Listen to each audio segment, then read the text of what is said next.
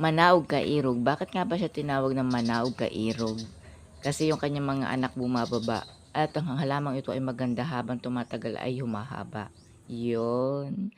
Hello everyone, it's me, ang inyong gardener Bonita. At naglagay na nga ako ng halaman dito sa loob ng bahay. Mga sample lamang ito ng mga indoors plant. Magandang tingnan ang bahay kapag may halaman din sa loob. Isa rin ito sa nagpapaganda. At ito nga ay aking mga sample.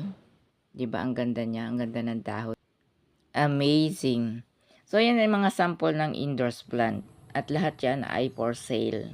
At sa nga pala sa mga nagtatanong, hindi po kami nag-shipment ng halaman. So mga gustong bumili ay pumupunta sila dito. Maraming dumadayo dito at namimili. So dito lang po sa aming area. At marami pa kaming halaman